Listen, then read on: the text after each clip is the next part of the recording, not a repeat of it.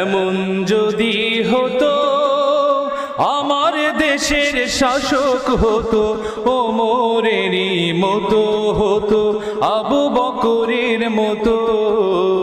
এমন যদি হতো